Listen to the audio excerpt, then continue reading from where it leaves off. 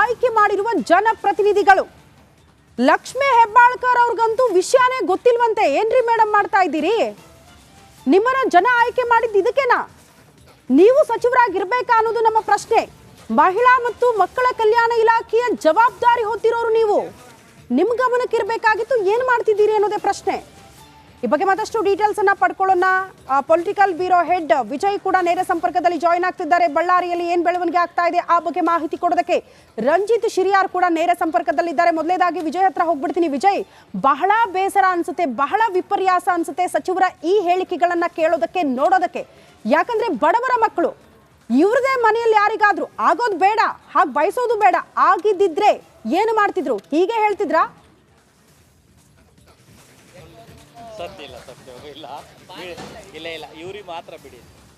ಶ್ರುತಿ, ನಿಜಕ್ಕೂ ಕೂಡ ಇದು ದುರಂತ. ಯಾಕಂದ್ರೆ ಒಂದು ದುರಂತ ನಡೆದಿರುವಂಥದ್ದು, ಅದು ನಿರ್ಲಕ್ಷ್ಯದಿಂದ ಮತ್ತು ಅವರೇ ಒಪ್ಕೊಳ್ತಾ ಇದ್ದಾರೆ. IV ಡ್ರಾಪ್ ಹಿನ್ನೆಲೆಯಲ್ಲಿ, ಲೋಪದೋಷ ಹಿನ್ನೆಲೆಯಲ್ಲಿ ಗರ್ಭಿಣಿಯರು ಕೂಡ ಸಾವನ್ನಪ್ಪಿರುವಂಥದ್ದು. ಇದಕ್ಕೆ ಸರ್ಕಾರ ನೇರವಾಗಿ ಜವಾಬ್ದಾರಿ ಹೊರುವಂಥದ್ದು. ಆದರೆ ಸಂಬಂಧಪಟ್ಟಂಥ ಸಚಿವರು ಯಾರು ಕೂಡ ಇಲ್ಲಿಯವರೆಗೂ ಕೂಡ 5 ಗರ್ಭಿಣಿಯರು ಸಾವನ್ನಪ್ಪಿದ್ದಾರೆ. ಇಲ್ಲಿಯವರು ಕೂಡ ಆಸ್ಪತ್ರೆಗೆ ಯಾವೊಬ್ಬ ಸಚಿವರು ಕೂಡ ಭೇಟಿ ಕೊಟ್ಟಿಲ್ಲ. ಜಿಲ್ಲಾ ಉಸ್ತುವಾರಿ ಸಚಿವರಾದಂಥ ಜಮೀರ್ ಅಹಮದ್ ಖಾನ್ ಮತ್ತು ಆರೋಗ್ಯ ಸಚಿವರಾದಂಥ ದಿನೇಶ್ ಗುಂಡೂರಾವ್, ವೈದ್ಯಕೀಯ ಶಿಕ್ಷಣ ಸಚಿವರಾದಂಥ ಶರಣ್ ಪ್ರಕಾಶ್ ಪಾಟೀಲ್ ಮತ್ತು ಮಹಿಳಾ ಮತ್ತು ಮಕ್ಕಳ ಕಲ್ಯಾಣ ಸಚಿವರಾದಂಥ ಲಕ್ಷ್ಮೀ ಹೆಬ್ಬಾಳ್ಕರ್, ಈ 4 ಸಚಿವರು ಕೂಡ ಇದಕ್ಕೆ ಸಂಬಂಧಪಟ್ಟಂಥ ಜವಾಬ್ದಾರಿ ಸ್ಥಾನದಲ್ಲಿರುವಂಥವ್ರು.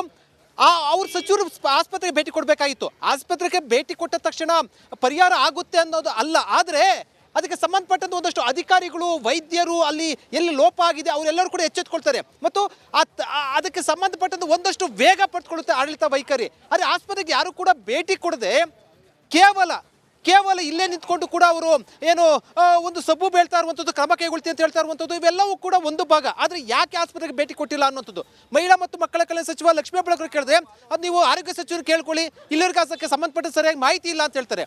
5 ಗರ್ಭಿಣಿಯರು ಸಾವನ್ನಪ್ಪದ್ರು ಕೂಡ ಮೇಡಮ್ ಅವರೇ ಇಲ್ಲಿವರೆಗೂ ಕೂಡ ಯಾಕೆ ಭೇಟಿ ಕೊಟ್ಟಿಲ್ಲ ಅನ್ನೋ ಪ್ರಶ್ನೆಗೆ ಉತ್ತರನೇ ಕೂಡ ಇಲ್ಲ.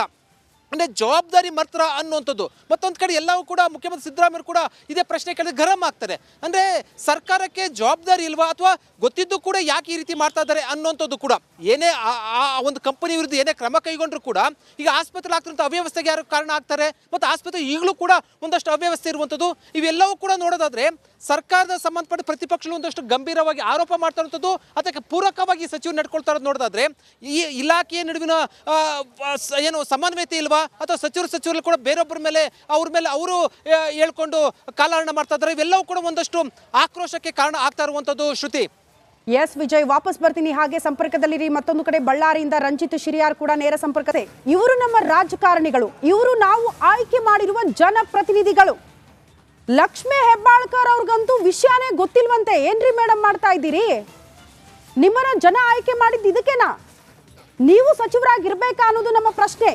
ಮಹಿಳಾ ಮತ್ತು ಮಕ್ಕಳ ಕಲ್ಯಾಣ ಇಲಾಖೆಯ ಜವಾಬ್ದಾರಿ ಹೊತ್ತಿರೋರು ನೀವು. ನಿಮ್ಮ ಗಮನಕ್ಕಿರಬೇಕಾಗಿತ್ತು, ಏನು ಮಾಡ್ತಿದ್ದೀರಿ ಅನ್ನೋದೇ ಪ್ರಶ್ನೆ. ಈ ಬಗ್ಗೆ ಮತ್ತಷ್ಟು ಡೀಟೇಲ್ಸ್ ಅನ್ನ ಪಡ್ಕೊಳ್ಳೋಣ. ಪೊಲಿಟಿಕಲ್ ಬ್ಯೂರೋ ಹೆಡ್ ವಿಜಯ್ ಕೂಡ ನೇರ ಸಂಪರ್ಕದಲ್ಲಿ ಜಾಯಿನ್ ಆಗ್ತಿದ್ದಾರೆ. ಬಳ್ಳಾರಿಯಲ್ಲಿ ಏನ್ ಬೆಳವಣಿಗೆ ಆಗ್ತಾ ಇದೆ ಆ ಬಗ್ಗೆ ಮಾಹಿತಿ ಕೊಡೋದಕ್ಕೆ ರಂಜಿತ್ ಶಿರಿಯಾರ್ ಕೂಡ ನೇರ ಸಂಪರ್ಕದಲ್ಲಿದ್ದಾರೆ. ಮೊದಲೇದಾಗಿ ವಿಜಯ್ ಹತ್ರ ಹೋಗ್ಬಿಡ್ತೀನಿ. ವಿಜಯ್, ಬಹಳ ಬೇಸರ ಅನ್ಸುತ್ತೆ, ಬಹಳ ವಿಪರ್ಯಾಸ ಅನ್ಸುತ್ತೆ ಸಚಿವರ ಈ ಹೇಳಿಕೆಗಳನ್ನ ಕೇಳೋದಕ್ಕೆ, ನೋಡೋದಕ್ಕೆ. ಯಾಕಂದ್ರೆ ಬಡವರ ಮಕ್ಕಳು ಇವ್ರದೇ ಮನೆಯಲ್ಲಿ ಯಾರಿಗಾದ್ರೂ ಆಗೋದು ಬೇಡ, ಹಾಗೆ ಬಯಸೋದು ಬೇಡ, ಆಗಿದ್ದಿದ್ರೆ ಏನು ಮಾಡ್ತಿದ್ರು? ಹೀಗೆ ಹೇಳ್ತಿದ್ರಾ?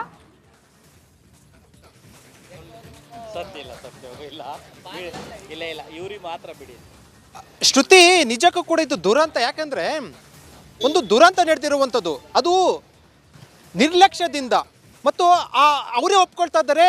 IV ಡ್ರಾಪ್ ಹಿನ್ನೆಲೆಯಲ್ಲಿ, ಲೋಪದೋಷ ಹಿನ್ನೆಲೆಯಲ್ಲಿ ಗರ್ಭಿಣಿಯರು ಕೂಡ ಸಾವನ್ನಪ್ಪಿರುವಂಥದ್ದು. ಇದಕ್ಕೆ ಸರ್ಕಾರ ನೇರವಾಗಿ ಜವಾಬ್ದಾರಿ ಹೊರುವಂಥದ್ದು. ಆದರೆ ಸಂಬಂಧಪಟ್ಟಂಥ ಸಚಿವರು ಯಾರು ಕೂಡ ಇಲ್ಲಿಯವರೆಗೂ ಕೂಡ 5 ಗರ್ಭಿಣಿಯರು ಸಾವನ್ನಪ್ಪಿದ್ದಾರೆ. ಇಲ್ಲಿಯವರು ಕೂಡ ಆಸ್ಪತ್ರೆಗೆ ಯಾವೊಬ್ಬ ಸಚಿವರು ಕೂಡ ಭೇಟಿ ಕೊಟ್ಟಿಲ್ಲ. ಜಿಲ್ಲಾ ಉಸ್ತುವಾರಿ ಸಚಿವರಾದಂಥ ಜಮೀರ್ ಅಹಮದ್ ಖಾನ್ ಮತ್ತು ಆರೋಗ್ಯ ಸಚಿವರಾದಂಥ ದಿನೇಶ್ ಗುಂಡೂರಾವ್, ವೈದ್ಯಕೀಯ ಶಿಕ್ಷಣ ಸಚಿವರಾದಂಥ ಶರಣ್ ಪ್ರಕಾಶ್ ಪಾಟೀಲ್ ಮತ್ತು ಮಹಿಳಾ ಮತ್ತು ಮಕ್ಕಳ ಕಲ್ಯಾಣ ಸಚಿವರಾದಂಥ ಲಕ್ಷ್ಮೀ ಹೆಬ್ಬಾಳ್ಕರ್, ಈ 4 ಸಚಿವರು ಕೂಡ ಇದಕ್ಕೆ ಸಂಬಂಧಪಟ್ಟಂಥ ಜವಾಬ್ದಾರಿ ಸ್ಥಾನದಲ್ಲಿರುವಂಥವ್ರು.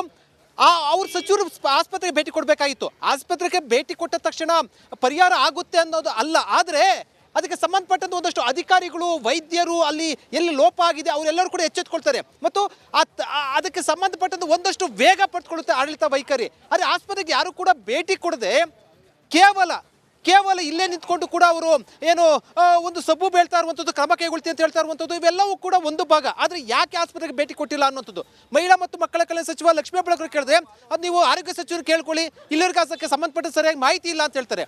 5 ಗರ್ಭಿಣಿಯರು ಸಾವನ್ನಪ್ಪಿದ್ರು ಕೂಡ ಮೇಡಮ್ ಅವರೇ ಇಲ್ಲಿವರೆಗೂ ಯಾಕೆ ಭೇಟಿ ಕೊಟ್ಟಿಲ್ಲ ಅನ್ನೋ ಪ್ರಶ್ನೆಗೆ ಉತ್ತರನೇ ಕೂಡ ಇಲ್ಲ.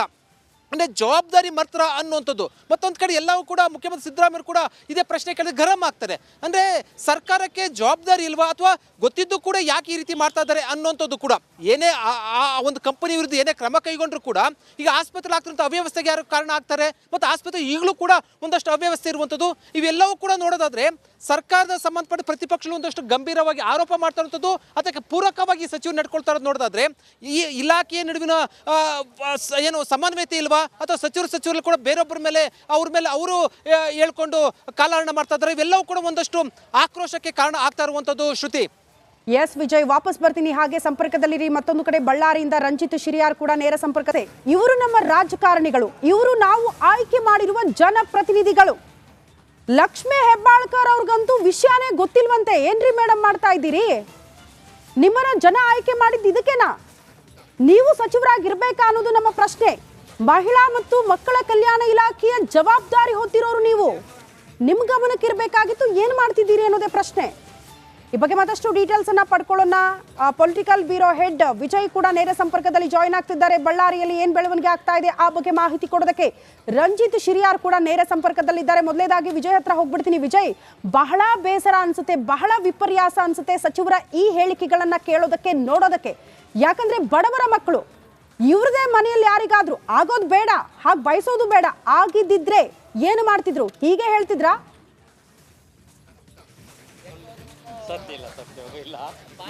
ಇಲ್ಲ ಇವ್ರಿಗೆ ಮಾತ್ರ ಬಿಡಿ. ಶ್ರುತಿ, ನಿಜಕ್ಕೂ ಕೂಡ ಇದು ದುರಂತ. ಯಾಕಂದ್ರೆ ಒಂದು ದುರಂತ ನಡೆದಿರುವಂಥದ್ದು, ಅದು ನಿರ್ಲಕ್ಷ್ಯದಿಂದ ಮತ್ತು ಅವರೇ ಒಪ್ಕೊಳ್ತಾ ಇದ್ದಾರೆ. IV ಡ್ರಾಪ್ ಹಿನ್ನೆಲೆಯಲ್ಲಿ, ಲೋಪದೋಷ ಹಿನ್ನೆಲೆಯಲ್ಲಿ ಗರ್ಭಿಣಿಯರು ಕೂಡ ಸಾವನ್ನಪ್ಪಿರುವಂಥದ್ದು. ಇದಕ್ಕೆ ಸರ್ಕಾರ ನೇರವಾಗಿ ಜವಾಬ್ದಾರಿ ಹೊರುವಂಥದ್ದು.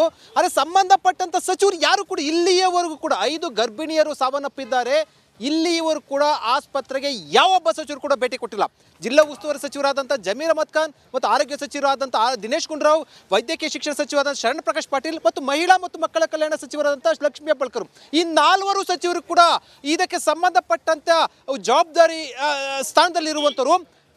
ಅವ್ರ ಸಚಿವರು ಆಸ್ಪತ್ರೆಗೆ ಭೇಟಿ ಕೊಡಬೇಕಾಗಿತ್ತು. ಆಸ್ಪತ್ರೆಗೆ ಭೇಟಿ ಕೊಟ್ಟ ತಕ್ಷಣ ಪರಿಹಾರ ಆಗುತ್ತೆ ಅನ್ನೋದು ಅಲ್ಲ. ಆದರೆ ಅದಕ್ಕೆ ಸಂಬಂಧಪಟ್ಟಂತ ಒಂದಷ್ಟು ಅಧಿಕಾರಿಗಳು, ವೈದ್ಯರು, ಅಲ್ಲಿ ಎಲ್ಲಿ ಲೋಪ ಆಗಿದೆ ಅವರೆಲ್ಲರೂ ಕೂಡ ಎಚ್ಚೆತ್ತುಕೊಳ್ತಾರೆ ಮತ್ತು ಅದಕ್ಕೆ ಸಂಬಂಧಪಟ್ಟಂತ ಒಂದಷ್ಟು ವೇಗ ಪಡೆದುಕೊಳ್ಳುತ್ತೆ ಆಡಳಿತ ವೈಖರಿ. ಆದರೆ ಆಸ್ಪತ್ರೆಗೆ ಯಾರು ಕೂಡ ಭೇಟಿ ಕೊಡದೆ ಕೇವಲ ಇಲ್ಲೇ ನಿಂತ್ಕೊಂಡು ಕೂಡ ಅವರು ಏನು ಒಂದು ಸಬ್ಬು ಬೀಳ್ತಾ ಇರುವಂಥದ್ದು, ಕ್ರಮ ಕೈಗೊಳ್ತೀನಿ ಅಂತ ಹೇಳ್ತಾ ಇರುವಂಥದ್ದು, ಇವೆಲ್ಲವೂ ಕೂಡ ಒಂದು ಭಾಗ. ಆದರೆ ಯಾಕೆ ಆಸ್ಪತ್ರೆಗೆ ಭೇಟಿ ಕೊಟ್ಟಿಲ್ಲ ಅನ್ನೋಂಥದ್ದು ಮಹಿಳಾ ಮತ್ತು ಮಕ್ಕಳ ಕಲ್ಯಾಣ ಸಚಿವ ಲಕ್ಷ್ಮೀ ಹೆಬ್ಬಾಳ್ಕರ್ ಕೇಳಿದ್ರೆ ಅದು ನೀವು ಆರೋಗ್ಯ ಸಚಿವರು ಕೇಳ್ಕೊಳ್ಳಿ, ಇಲ್ಲಿವರೆಗೆ ಅದಕ್ಕೆ ಸಂಬಂಧಪಟ್ಟ ಸರಿಯಾಗಿ ಮಾಹಿತಿ ಇಲ್ಲ ಅಂತ ಹೇಳ್ತಾರೆ. 5 ಗರ್ಭಿಣಿಯರು ಸಾವನ್ನಪ್ಪಿದ್ರು ಕೂಡ ಮೇಡಮ್ ಅವರೇ ಇಲ್ಲಿವರೆಗೂ ಯಾಕೆ ಭೇಟಿ ಕೊಟ್ಟಿಲ್ಲ ಅನ್ನೋ ಪ್ರಶ್ನೆಗೆ ಉತ್ತರನೇ ಕೂಡ ಇಲ್ಲ. ಅಂದರೆ ಜವಾಬ್ದಾರಿ ಮರ್ತರ ಅನ್ನುವಂಥದ್ದು. ಮತ್ತೊಂದು ಕಡೆ ಎಲ್ಲವೂ ಕೂಡ ಮುಖ್ಯಮಂತ್ರಿ ಸಿದ್ದರಾಮಯ್ಯ